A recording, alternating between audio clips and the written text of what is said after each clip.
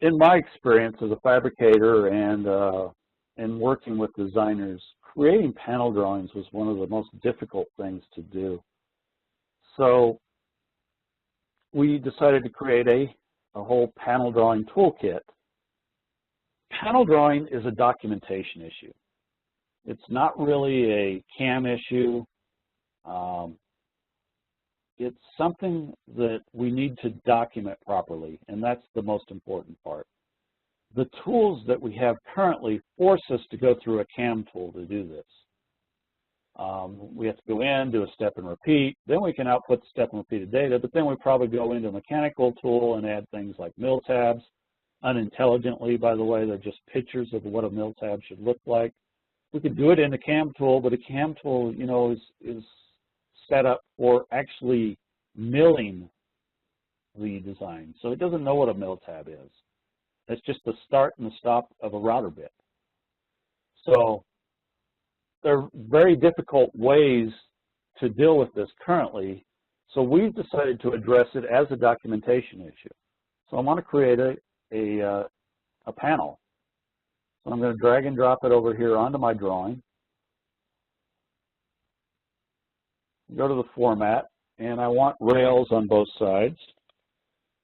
I don't want any distance to the top and bottom. I want to put 0.1 between my boards because I'm going to do a web route. I've got fingers on here, and to be nice to the board shop and to be cheaper, I'm going to point them outwards so they don't have to do any kind of selective plating. So I flip those. They flip in place.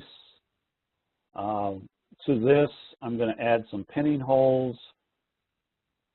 Go out to my library of pinning holes, pick the ones I want, pick where I want them. Get a little preview of that. Same idea with fiducials. So I'm going to add some fiducials to my panel. Where do I want those?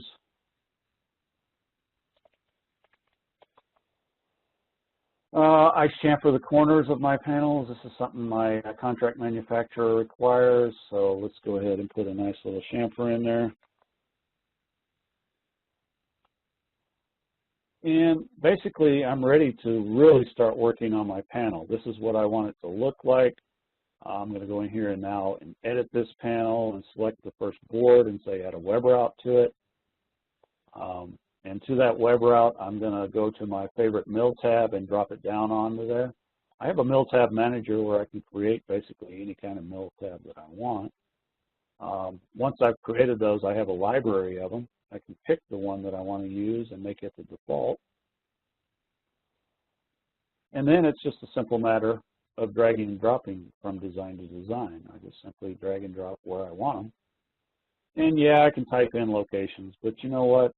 That's kind of a dated idea because really I want to just kind of eyeball where they need to be properly, and then I can just go in here and align them just by using the tools in Blueprint. So, you know, I can move those along. I can even turn layers on and off to see if I'm hitting copper or near copper or components are overhanging. All of that's available to me because I can format Blueprint any way I want to show this. But once they're all aligned, I'm just going to simply come out here and copy them, select the rest of my boards, and apply them to the rest of my boards. Okay, once they're out on the rest of my boards, I'm just going to go ahead and merge them. Everything that would drop out in the milling process drops out. I'm pretty much done with my panelization. Yeah, I'm going to go back and dimension it. We saw how to do dimensioning before. I can take and drop down my datum point here and snap to something. Board edge, fiducial, edge of the panel, whatever I want to snap to. And then just start dragging dimensions, dropping dimensions, and I can dimension, you know, the edge of a mill tab. I can dimension to the center of it. All of those things are available to me. Of course, you remember we had the dog legging, so I can kind of dress that up as well. I